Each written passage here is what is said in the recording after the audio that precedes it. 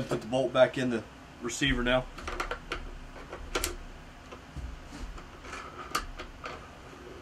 Run it back and forth a few times. It doesn't scrape. Visually inspect it as well. You can't see the scope base screws extending through the receiver. That's all there is to that. Now that we've got the Picatinny scope base installed, we're going to go ahead and degrease our scope cap screws and install the SWFA 3x9 scope to the rifle.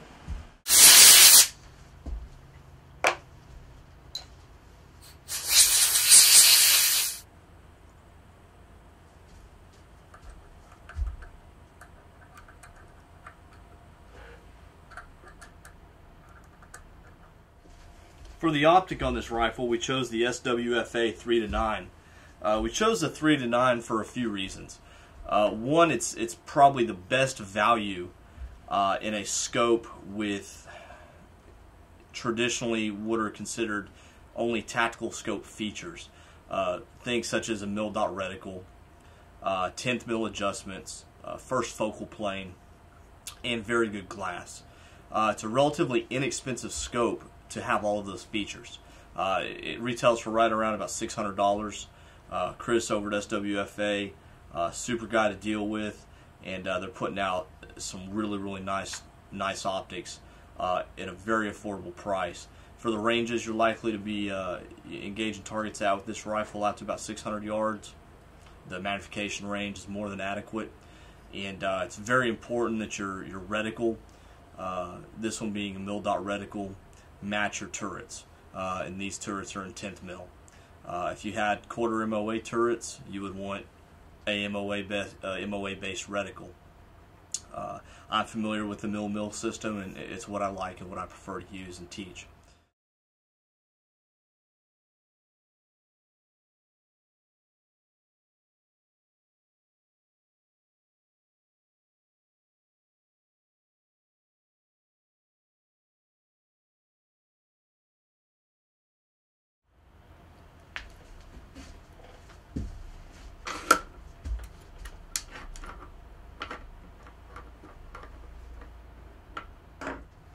Now that we've mocked up the scope as well as the cheek piece, we know where we need to install the cheek piece now.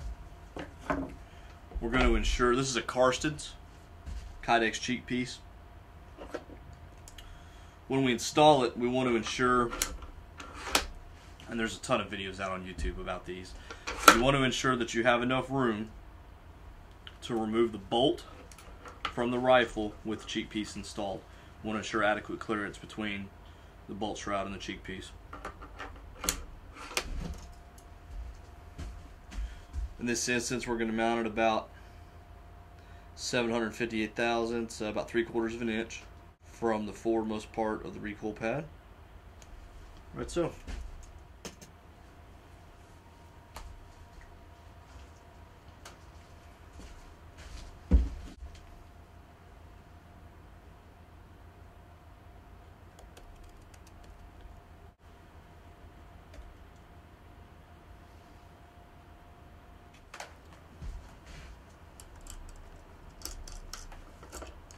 We'll mount that up later.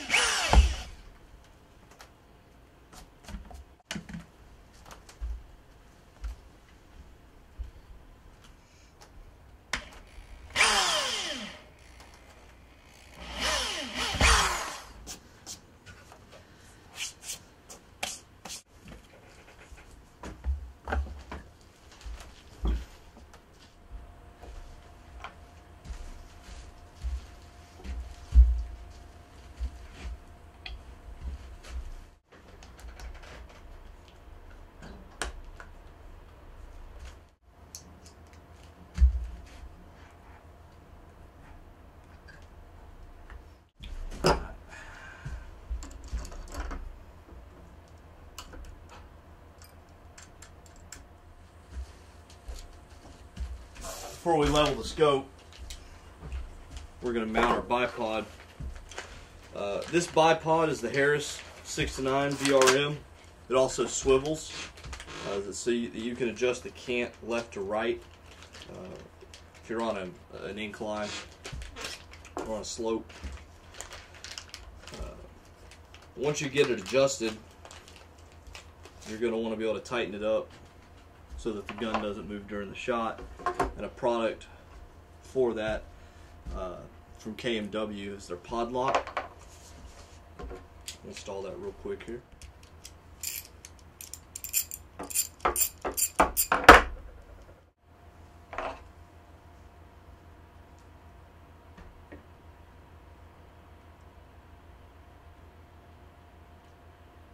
Go ahead and install this bipod.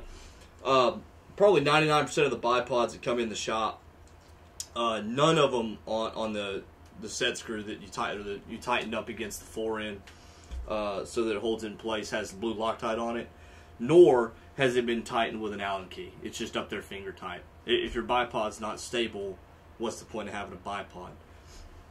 So we're going to use a little bit of blue Loctite.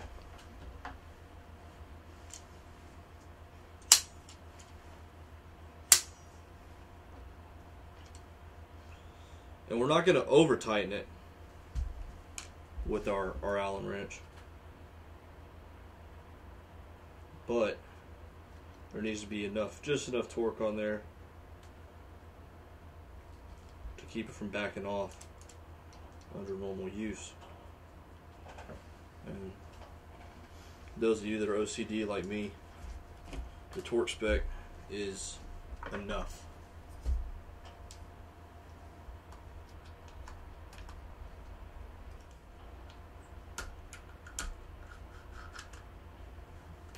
This is where the blue Loctite goes.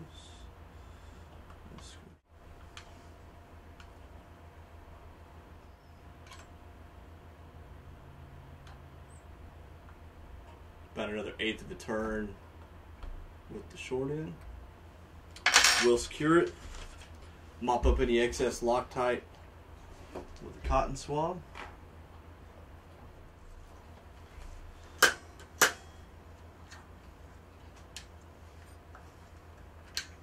Now we can adjust our pod lock.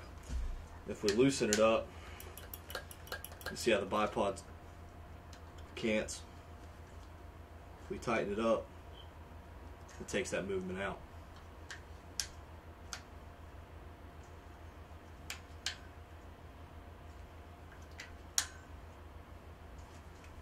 There we have it. Last thing we're going to do is level the scope. And then we will adjust the trigger down to about 2.5 pounds. Double check the action screws are torqued to about 35 inch-pounds. After that, clean the rifle and go shoot it. I use the Wheeler engineering kit to level the scope. The first thing we're going to do is level the gun.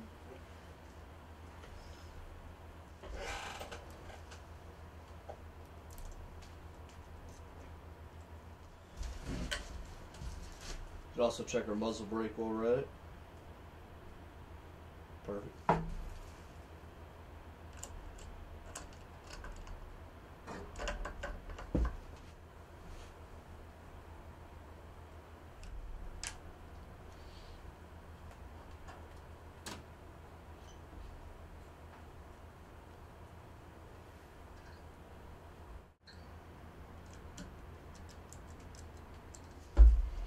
Hey Clint, we'll get you to come back here and look through the scope.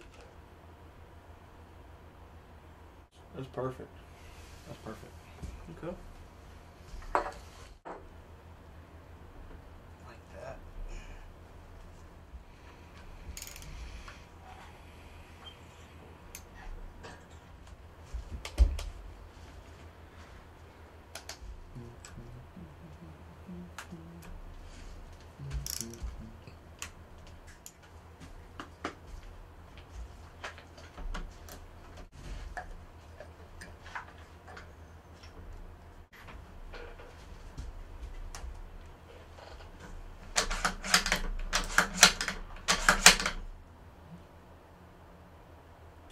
We're going to go ahead and adjust the pull weight of the trigger now. Out of the box it was about 3.5 pounds, and it should get down to about 2.5 with no problems.